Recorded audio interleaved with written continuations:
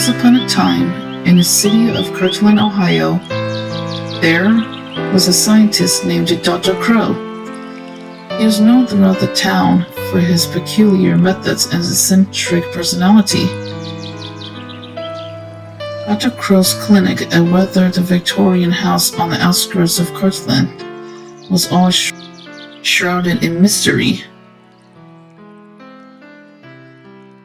Locals whispered about the strange noises emanating from the building late at night, and children dared each other to peek through its dusty windows. Despite his odd reputation, Dr. Crow was sought after for his uncanny ability to cure ailments that had baffled other physicians. Patients who visited Dr. Crow often left with mixed feelings, some swearing by his unconventional treatments, while others questioned his sanity.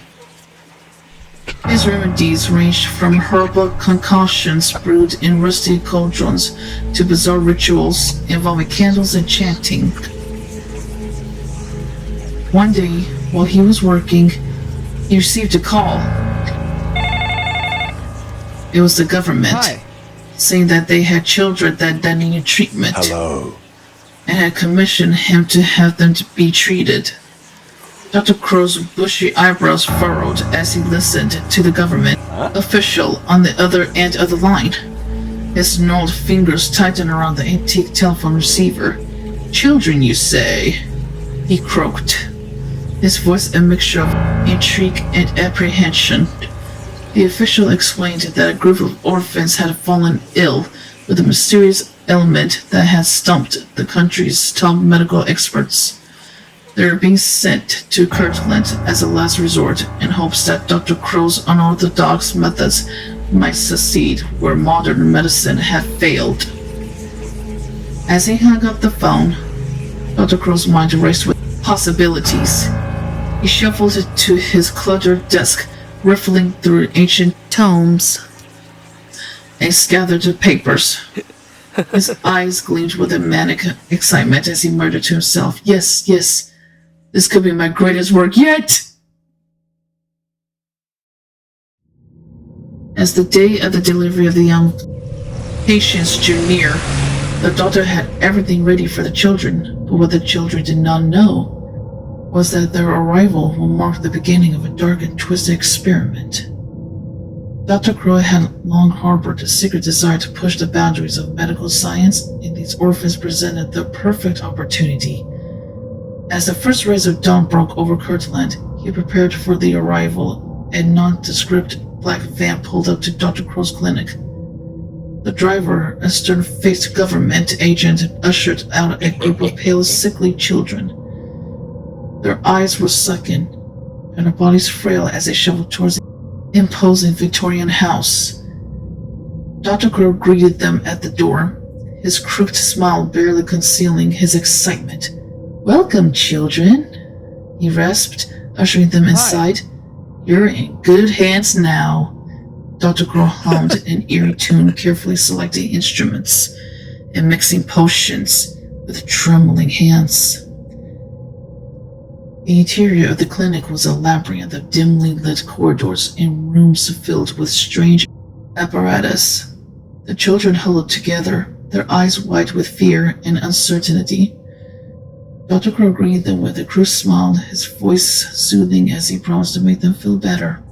He was supposed to treat the children with hydrocephalus and use proper and good health care. But that was not the case.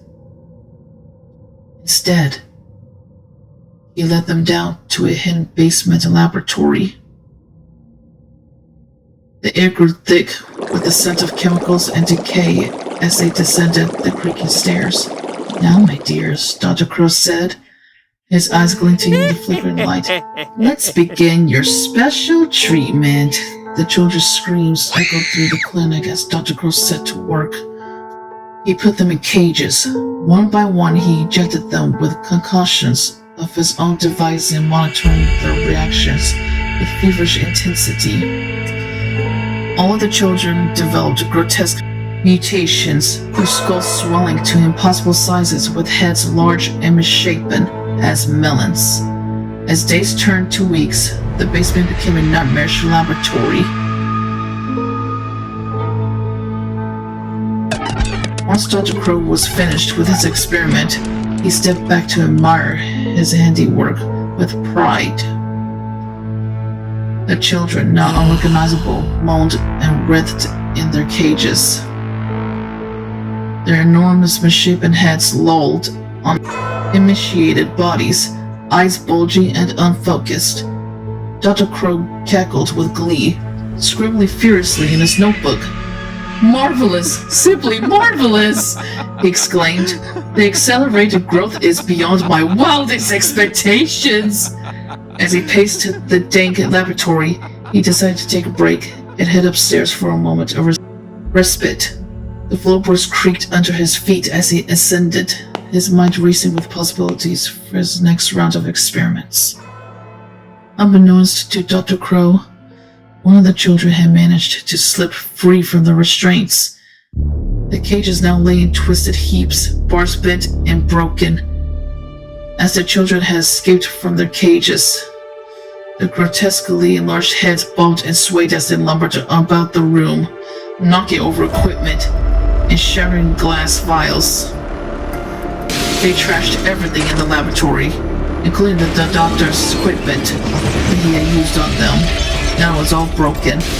They also took his experiment log books and put them on the ground. He used the evil papers to start a fire.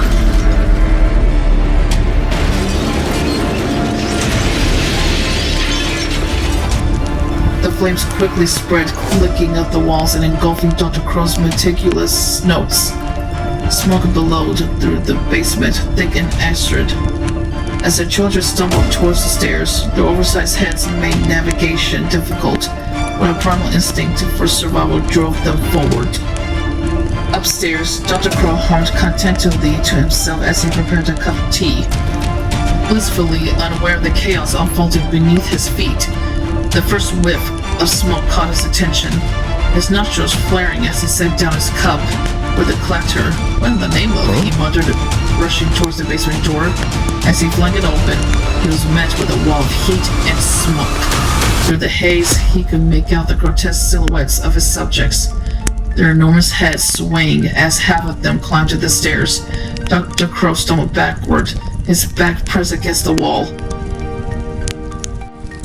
"No, no!" he cried. "This isn't how it's supposed to end!"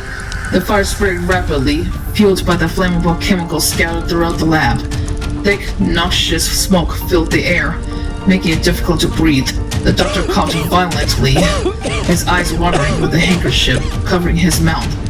As the doctor was about to run away out of the house, the other half of the melon-head children looked at the doctor with livid anger and betrayal in their eyes and in their swollen faces. The melon-headed children advanced on Dr. Crow, their grotesquely swollen craniums bobbing with each lurching step. Their eyes, once filled with innocence and fear, now burned with an otherworldly rage. Dr. Crow stumbled backwards, knocking over furniture in his desperate attempt to escape. Now, children," he stammered, his voice cracking with terror. "Let's not be hasty. I was only trying to help you." But his words fell on deaf ears. The children's guttural moans drowned out his pleas as he closed in, backing him into a corner. The acrid smoke stung Dr. Crow's eyes, and he could feel the heat of the flames licking at his heels. In a last-ditch effort, he lunged for the front door, fumbling with the lock. Just as his trembling fingers grasped on the doorknob to open the door, their misshapen hands reached out, grasping at Dr. Crow's lab coat.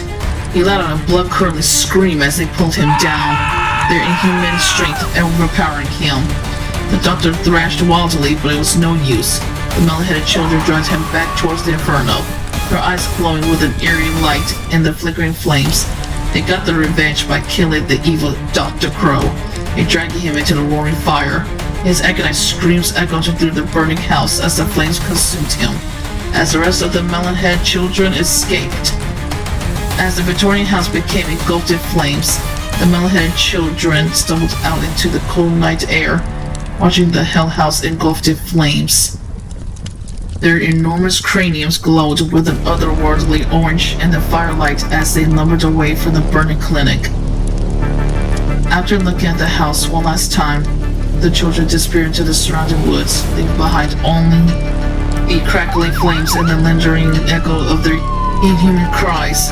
As sirens wailed in the distance, the townsfolk of Kirtland gathered to watch Dr. Crow's legacy go up in smoke and flames.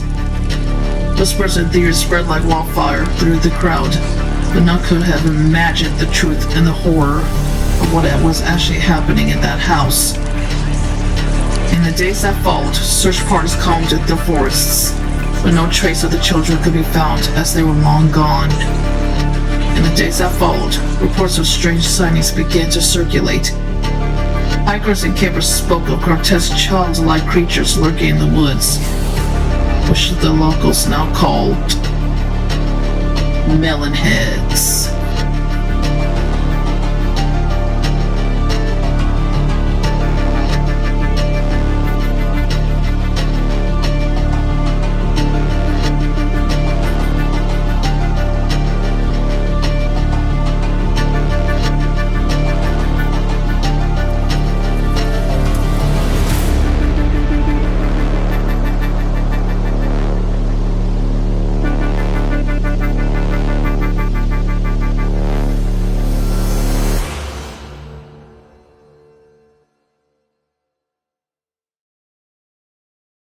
The Melon Heads became a local legend, whispered about around campfires and used to misfrighten misbehaving children. Some claim to have seen their misshapen silhouettes in the shadows between trees, while others reported hearing eerie childlike wails echoing through the forest at night. As years passed, the story of Dr. Crow and his monstrous experiments faded into urban myth, but deep in the woods surrounding Kirtland, the Melon Heads continued to thrive.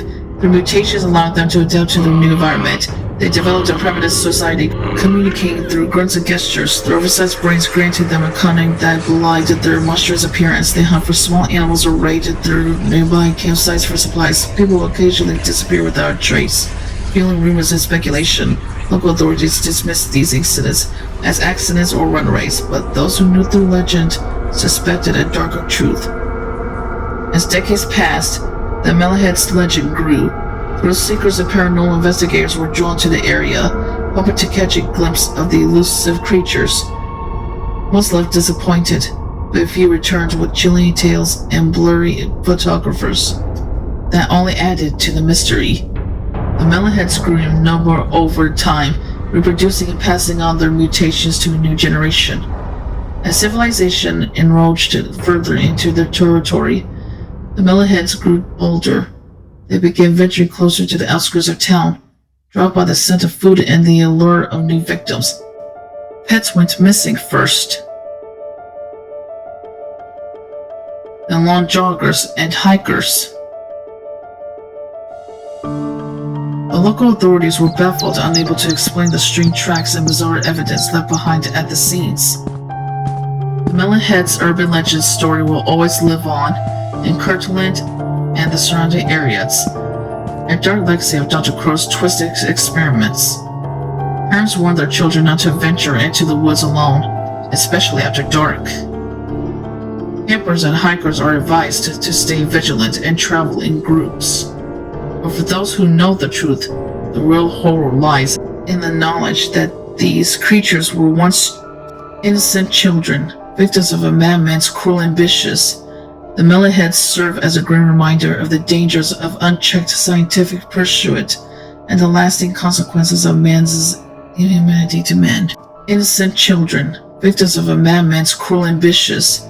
The Melon Heads serve as a grim reminder of the dangers of unchecked scientific pursuit and the lasting consequences of man's inhumanity to men.